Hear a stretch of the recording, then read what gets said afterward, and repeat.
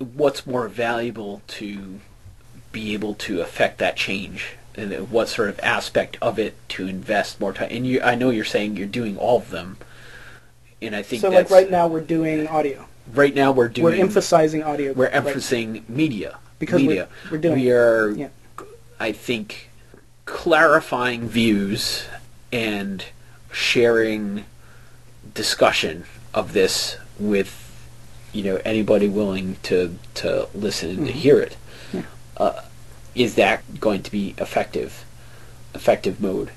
Maybe that's worth putting more effort into thinking about. That is, what are all these different ways that SCOD functions to advance its cause, and evaluate those methods.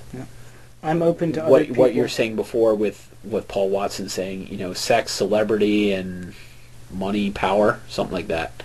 Studying those sorts of things and seeing how that could be done. Either that, or you can become famous. Yeah, right, and I'd like to see more celebrities using their influence to say, I want to hear how you sing, Jeffy. Yep. And actually validating you as a person. You should be on Naked and Afraid.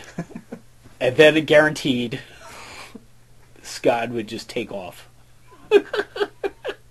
I want to see more celebrities saying, I don't care that I'm a celebrity as much as I want to influence other people to express themselves. Should SCOD invest energy into finding a celebrity?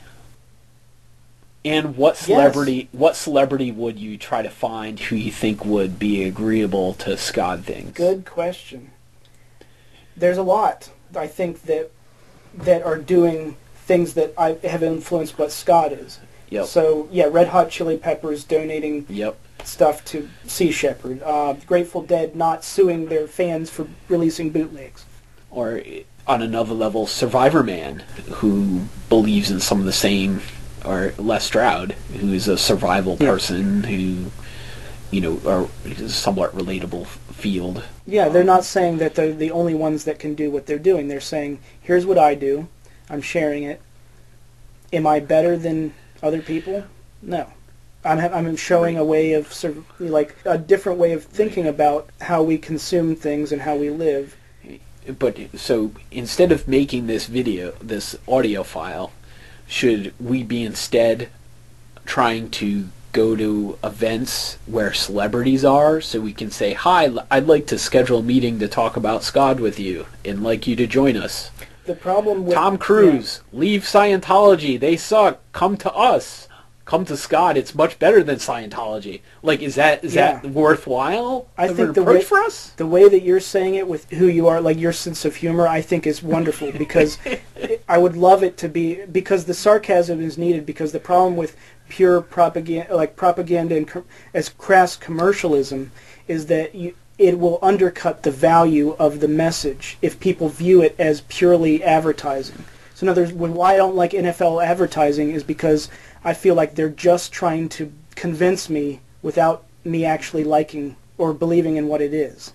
They're just trying to win me over through mind control. You're saying that part of your fear would it being inauthentic. Yeah. If you chose somebody, it shouldn't be inauthentic, like Beyonce or something. Beyonce is for SCOD, then it would degrade some of the credibility. And I'm just picking someone randomly out. I'm open to that exact advertisement with the stipulation that we acknowledge it's cheesy, we acknowledge that it is crass commercialism, and we acknowledge that it's funny.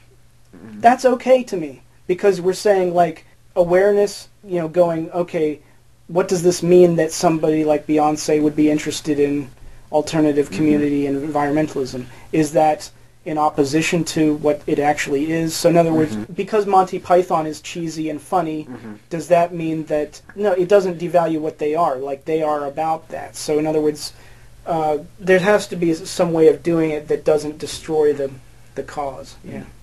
Do you think if Beyonce came out in favor of SCOD, whether that would hurt SCOD or not? I would think it would be wonderful if she understands. She would really question. say she really understood. She came to Harper's Ferry, stayed at your house for a week. You guys rap together because that's what you do now is rap. And she really got a full understanding of what SCOD is, and said, "I'm just going to promote this on my new tour." Blah blah blah blah blah. That would be awesome. It'd be awesome. Yeah, even if whatever the person is, would add value. Yeah. Minus say you had George Bush over for lunch, right, and he said, "I'm going to support SCOD now." Yeah. I'm not sure because the things that he's made decisions on run contrary to what SCOD believes, so he wouldn't necessarily be a good role model for none for of that. this. I think. However, he would bring notoriety. His reputation as the former president would make people pay attention potentially. Because he's a bigger name that everyone knows and recognizes. Yeah, I think none of us can judge. None of us can truly know what someone else actually believes. Now, we can think we know. So, in other words, I can think I know whether or not Beyonce, how much she's in her life going to live the philosophy of SCOD. But again, there's a philosophy of SCOD and there can be implementation of SCOD.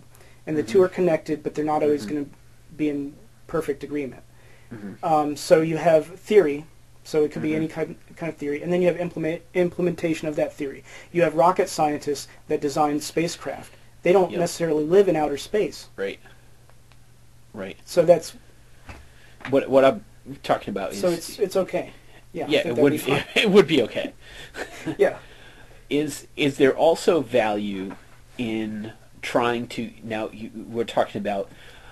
I have a very strong alliance and support with you on SCOD. I'm all in favor of it. I'm there with you philosophically and practically as much as I can be, given my other things happening in my life. Should you elevate that to another level where looking at SCOD as its own identity and having SCOD build relationships with other similar organizations to become a bigger player and more connected and a bigger network?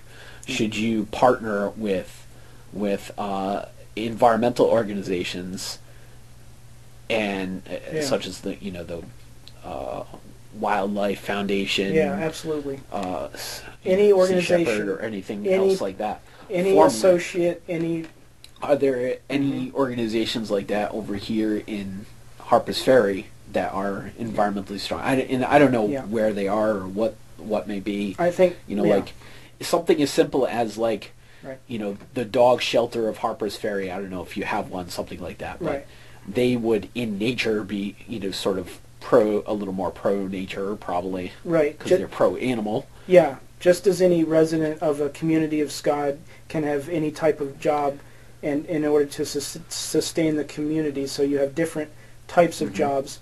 Some are outside of the community. So in other words, you can still commute outside of the community.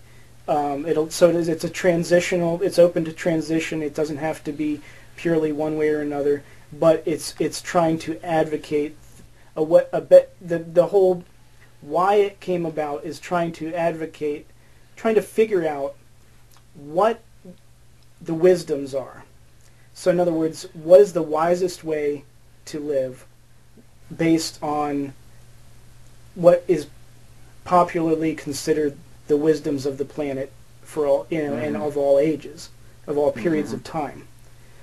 And then apply the reasoning to our own time and listen to the people that we consider wise, like Martin Luther King, Mahatma Gandhi, and if we value these individuals, then we need to implement what they're talking about. Well, that overall is a struggle because people don't want to change. They're hung up on old things, so it's hard to move forward. And maybe what's happening is that we are advancing so fast that we're advancing fast. I think several people would agree with that, technologically and when we do whatever. The developments are the stupid developments are being, and I call them stupid because they're ignorant. They don't think about, these problems that SCOD's trying to address. Yeah. How does that get added in? And I think that's just a struggle with environmentalism in general. There was a TED Talk with a guy who spoke about the environment quotient that comes into play, in economics. You told me about him, and I started reading his book, where he thought that the ecology should be put in economics. How to put a dollar sign on resources, right. Natural resources, which it's very interesting. But how do you get developers to add that in? There's no pressure forcing that. Right. You know what I mean? And why is that? And why is that? And how do you apply that? Why are they not given?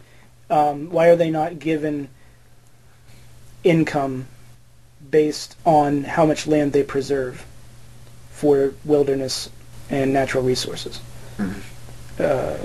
Maybe. Why is that? Maybe it's worth the government. I would say the government does not have laws that pay them. Because how are they getting the money for the development? They're getting the money through sales. What is it? They buy the property, then they are given money to put the houses, develop the land and develop the houses, and where are they getting the money to build those stick houses? All those. I don't know. It's an area outside of my knowledge. I feel that they're given grants by the county. And I think they also come some mix of probably loaded. Public and private funding, I would imagine. Yeah, they obviously have somebody they have money that's driving them. Let me ask you another question. I'm not really clear on it myself. Would SCOD is a good way for SCOD to go would be to develop some sort of service or some sort of product or some sort of thing to add revenue and power and money to help its engine work more? Is there something that SCOD can produce? And I know you've produced and worked on several things that is valued in a marketplace or is trendy. Like I suspect maybe banks are backing some developers. So in other words, if there has to be economic value on natural resources and quality of life like other countries are doing. So in other words, if the developer can get a profit, can maximize their profit by maximizing preservation and environmentalism, then we will see more of that. But until then, we won't. Like they get an environmental bonus. Until that happens, if they build that would be a solution, that if they build houses in a certain way that they get a financial bonus to it.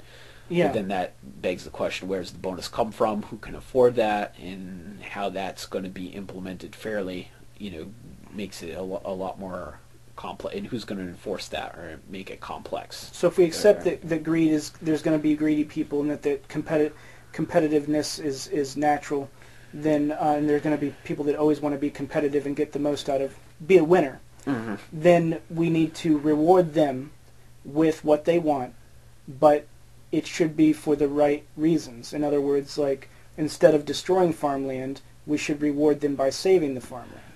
How do we reward environmentalism? It has to be valued. Art and environment, that's part of SCOD, is you have to place real value on these things. How do we get real value on farmland, art, you have SCOD to say in general? How do you get people to value that in the legally most concentrated sense? Legally, money.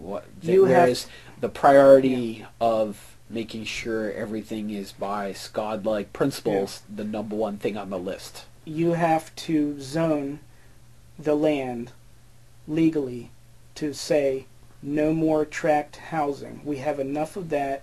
Now, here's some other ways to do it. We can have alternative, a low impact, low population, low density organic village here.